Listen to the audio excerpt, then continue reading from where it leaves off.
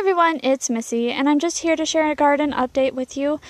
We've had a couple of weeks of rain, and things are finally starting to dry off today, so I'm able to get back in the garden and get caught up in my gardening schedule. And I just wanted to quick show you the boxes. So we still have the beets underneath the row covers because they like it a little bit warm. So it's been about 50 degrees here, which is colder than normal for this time of year. So we're just keeping those nice and warm for the meantime, and then that will come off as soon as the temperatures get up into the 60s and 70s. As for the lettuce, radishes, and carrots, you can see that we have started picking the radishes. They are now big enough to eat, and now the carrots can take over and grow.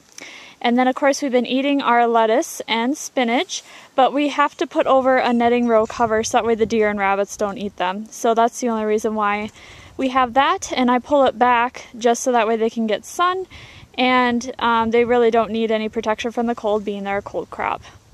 And here is a quick shot so you can see what the netting looks like when it's all set up. Over here, we of course are trying to keep ahead of the weeds, so we did weed the onions and they're coming along nicely. I also have a few shallots, and those are doing well too. The blank space that you see in this box is for garlic. Now, we plant our garlic in the fall here, and then we harvest it in mid to late summer. So we'll be planting the garlic come end of August, early September. But until then, everything seems to be doing well. And this is just our garlic that we planted last year. As you can see, it is growing. However, it is so wet and damp that it's actually not doing the best. That's why we're moving it to the box, because they really need well-drained soil, and the garden itself cannot provide this. But on the plus side, my chives are doing well and they're ready to bloom. I also have my mint and my chocolate mint, and they're growing very well. I haven't had the time to clip off the dead ends from last year, so I'll have to get that done this evening. Our potatoes are also doing marvelous. I am getting ready to hill those in the next week, I'm assuming, because the plants are growing very well. If we get a nice warm weather, they should take off pretty soon. Now, when it's the week of your frost-free date, you're supposed to plant your sweet corn, and that's what we did here. Now, we did get the sweet corn in a little bit early. However, I don't have anything sprouting yet, and all I could say is it must have to do with the cold weather and all the rain that we got. So I'll be waiting to see that come along. And then when it's the first week after the frost-free date, which is the week that we are on, I will be planting my pole beans. I haven't done that yet, but I do have my bean pole up. We do have the peas coming along. Might have to reseed them because they're very sporadic, but they are there. We will also be planting the melons. I'll show you that. And then I just wanted to give you a quick update on our head lettuce. It's all been transplanted. Our celery's been transplanted too. And then the purple cabbage is at the end, and the purple cabbage is doing really well. Now, this is the same tunnel system, but with the micro mesh covering, so that way I don't have to worry about clover worms. And our blueberries are blooming, as well as our strawberries, and I will be putting over the netting covering over this patch, the older patch, when the berries do form. And then these are our new strawberry plants that I showed in a previous video on how we transplanted to extend our strawberry patch. So that's pretty much the overview of the garden, and I'll show you how we plant the pole beans. We'll also be planting nasturtium, and I'll show you how we plant the melons. I'm gonna first start planting the pole beans, and what I did is I pre-soaked the beans here.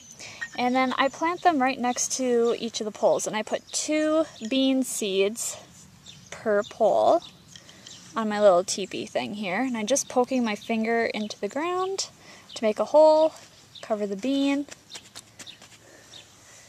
And then all I have left to do is water it in.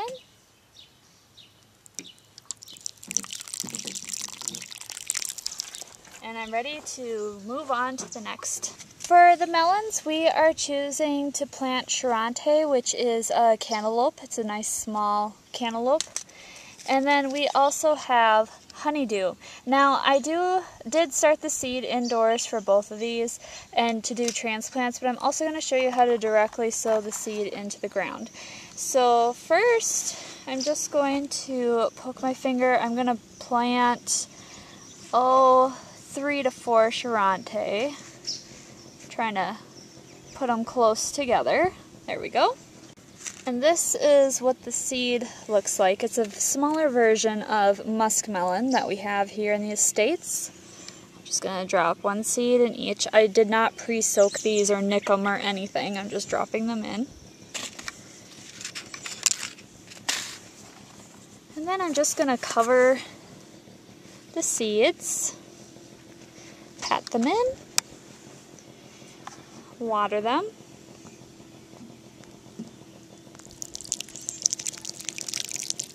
Oops, one got away from me. There we go. And then because it's cold out for melons, I am going to choose to use a glass jar to make a mini greenhouse. Now I'm just using an old canning jar, but you can raid your recycling bin and find another glass jar. And I'm just gonna push it in over the top where I planted the seeds, and that will help warm up the soil.